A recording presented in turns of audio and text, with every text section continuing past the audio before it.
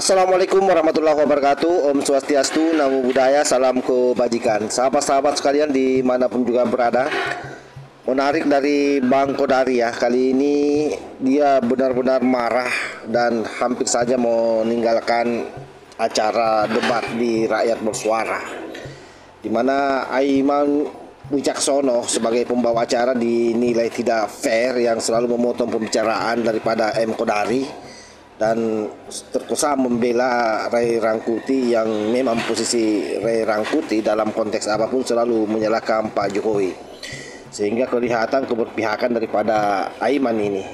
Dan hal yang sama juga dilakukan oleh Margarito Kamis, sahabat, salah seorang ahli tata negara yang juga protes keras dengan kelakuan Aiman sebagai pemandu acara. Nah, untuk lebih jelasnya seperti apa videonya, coba kita simak secara bersama-sama. Orang Palembang sih, ini icak-icak baik nih, gitu loh. Apa itu? Pura-pura aja, gitu loh. Sebentar, saya belum selesai. Tadi saya nggak menginterupsi Anda, ya.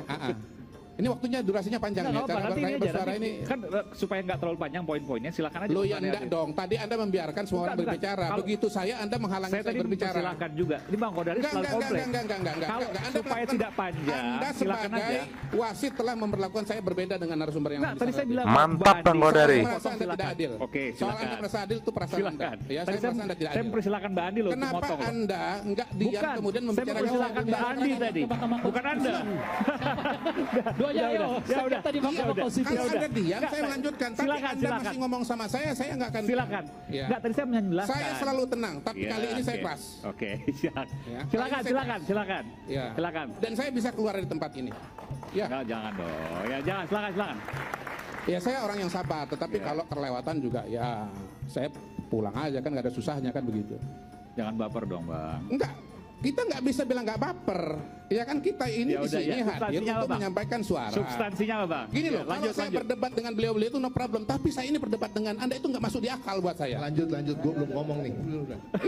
Kalau saya berdebat dengan Anda itu sesuatu yang nggak masuk di akal. Aiman itu nggak seimbang. Pentingnya Mahkamah Konstitusi itu. Iya. Karena semuanya serba. Nggak masalah soal Mahkamah Konstitusi, nggak ada keberatan soal Mahkamah Konstitusi. Menurut saya nggak ada masalah soal konstitusi.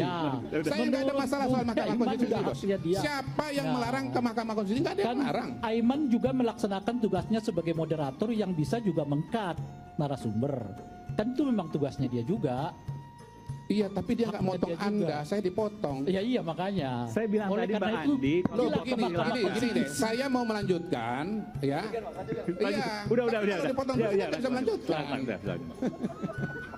Sedikit aja sebelum saya break, Anda sedikit aja bisa menyampaikan bahwa ini pemilunya biasa-biasa aja. Nah, begini bos. Suara kawan. Enggak, begini Aiman. Kamu jangan adu. Saya nanya. No, jangan kamu adu. Saya ngerti cara main kamu. Ini bukan soal saya adu, ini ngerti bicara cara soal kamu kontestasi. main. Iya, Saya mengerti cara kamu main. Saya ngerti. Saya ngerti permainan ini. Ngerti permainan. Jadi jangan kamu. Biar supaya kita satu-satu kita mau bicara tentang bangsa ini. Anda masih kita bicara bangsa kecil ini. Silakan. Kamu mau apa? Saya Begitu itu loh. Bung Anda Mas, jangan salah loh. sampaikan. Ini orang bola-balik bicara curang. Anda ini tersangka kan? Karena Anda saya bilang saksi. no. Kalau saksi no begini. Saya. Enggak supaya total ini enggak supaya beres. Ad hominem, ya, hak angket nanti misalnya jalan, MK jalan, Anda memprediksi nggak akan terjadi sesuatu yang perubahan. Semua Anda anggap ini sudah berjalan dengan baik, jadi nggak akan berubah signifikan. Apa yang Anda minta dengan saya pergerakan perubahan ini? Ada hak angket nanti misalnya jadi, lalu kemudian Mahkamah Konstitusi dilakukan sidangnya. Apakah akan ada perubahan atau tidak? Apa yang berubah?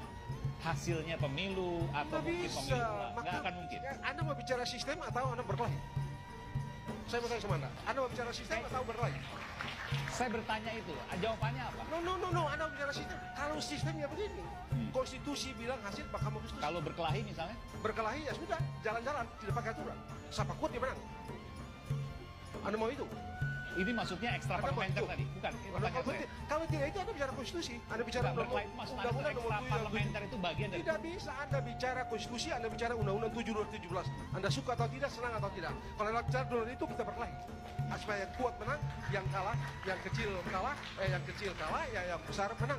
Apa mau itu? Jadi memang dari hari ke hari, dari minggu ke minggu ya, kalau kita menyaksikan acara Aiman, memang tidak bisa dihindari bahwa dia memang kelihatannya berpihak, termasuk dalam konteks ijazah Pak Jokowi. Berkali-kali dia persulit pembicara yang membela Pak Jokowi dan memberikan lampu hijau terhadap yang menuding ijazah palsu, dan itu kelihatan sekali pada perdebatan malam Rabu kemarin bagaimana kemudian Tipa dan Panci itu benar-benar diberi lampu hijau oleh Aiman dan salah seorang relawan ibu-ibu yang pakai jilbab hijau itu dicecar oleh Aiman.